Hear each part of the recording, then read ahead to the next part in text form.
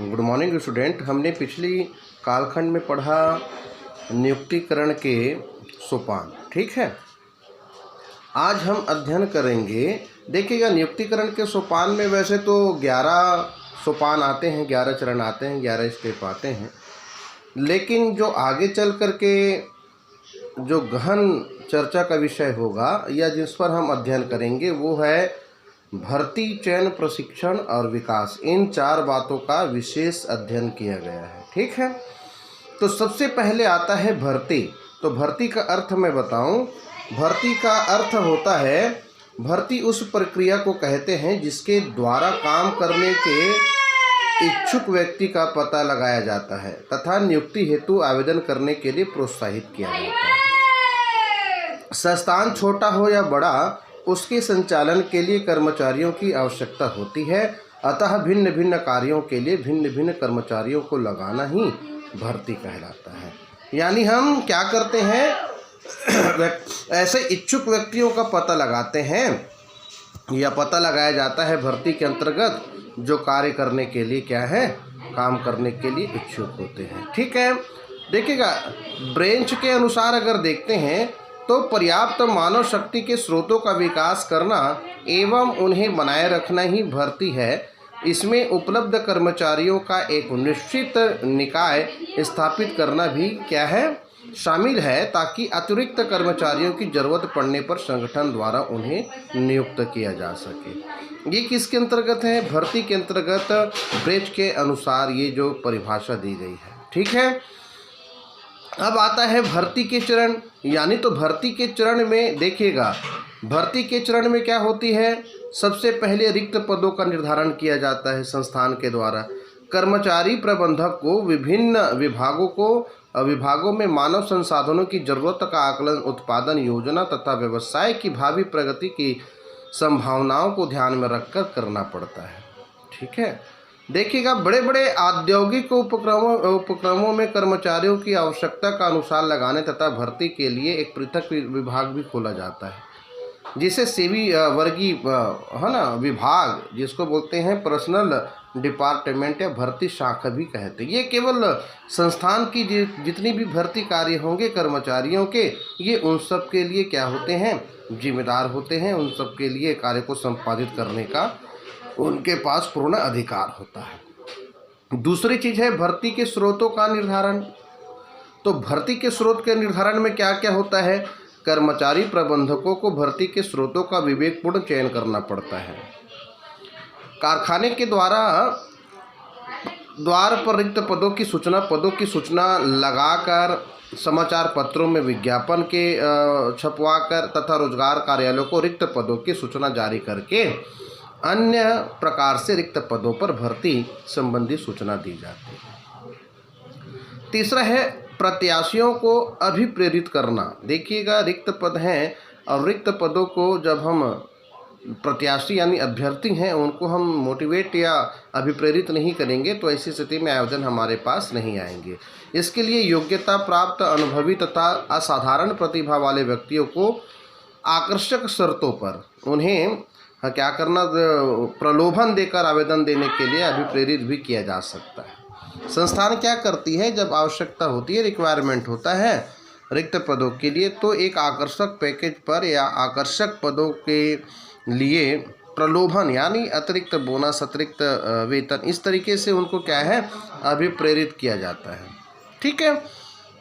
चौथा होता है योग्यताधारी प्रत्याशियों की सूची लगाना। तो योग्यताधारी प्रत्याशियों की सूची कैसे लगेगी, लिस्टिंग एलिजिबल कैंडिडेट्स। तो आवेदन आमंत्रित करने के बाद योग्यताधारी प्रत्याशियों के द्वारा प्रस्तुत विवरणों के आधार पर, है ना, बायोडाटा का सारांश तैयार किया जाता है। कर्मचारी प्रबंधक विभागाध्यक्षों से परामर्श लेकर एक सूची उन प्रत्याशियों की तैयार करके लगाता है जिन्हें साक्षात्कार के लिए, परीक्षा के लिए आमंत्रित किया जाता है, ठीक है। तो ये क्या हुए भर्ती के चरण। अब भर्ती के अगर स्रोत को देखते हैं तो भर्ती के 2 स्रोत होते हैं, है ना। पहला होता है आंतरिक स्रोत और दूसरा होता है बाह्य स्रोत। याद रखिएगा, बहुत ही ये मुख्य और महत्वपूर्ण है ना चैप्टर में से है, टॉपिक में से है। अब ये भर्ती के दो स्रोत हैं, आंतरिक तथा बाह्य स्रोत। तो आंतरिक स्रोत के आधार क्या हैं? तो देखिएगा, संगठन के भीतर से ही जब विभिन्न पदों पर कर्मचारियों की भर्ती की जाती है तो इसे आंतरिक स्रोत की संज्ञा दी जाती है।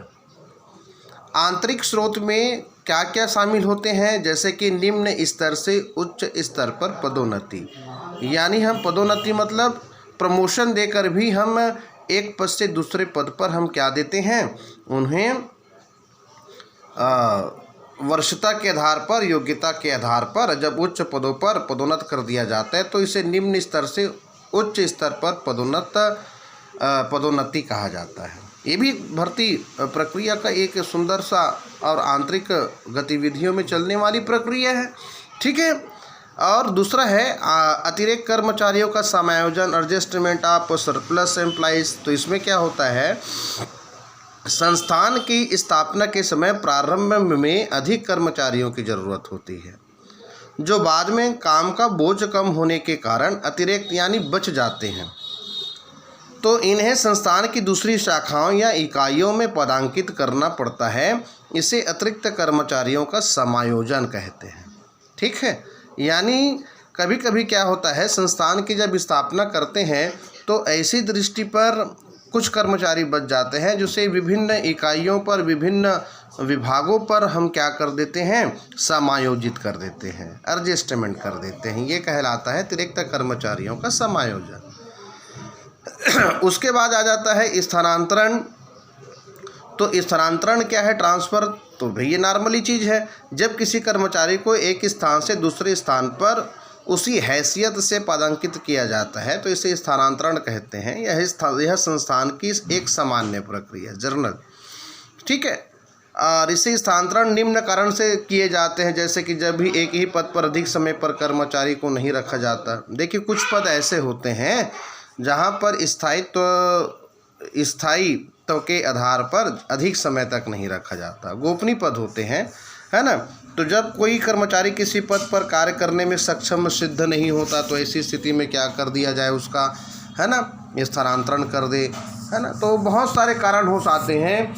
और जब स्थानांतरण के फलस्वरूप कर्मचारी अधिक क्षमतापूर्वक कार्य कर सकता हो, जब कर्मचारी स्वयं ही अन्यत्र कार्य करने का इच्छुक हो, तो ये सब कारण होते हैं क्या, है ना, ये स्थानांतरण के कारण है। पदोन्नति यानी डिमोशन हो जाता है कई लोगों का, इस कारण से भी क्या होती है, आंतरिक गतिविधियां यानी आंतरिक स्रोत जो हैं इनका पता लगता है। साथ ही साथ पूर्व कर्मचारी, जैसे कि पूर्व कर्मचारी मतलब पहले की कर्मचारी, जैसे कि आप लोग कभी कभी सुनते होंगे कि जैसे कि, है ना, एक एग्जांपल देखता हूँ, जैसे कि सेक्टर 9 की हॉस्पिटल जो देखें, वहाँ पर बहुत ही पहले ही वरिष्ठ डॉक्टर थे, है ना। लेकिन वर्तमान स्थिति में ऐसी स्थिति आ गई कि वो वहाँ पर जो स्पेशलिस्ट होने चाहिए ऐसे डॉक्टर नहीं मिले।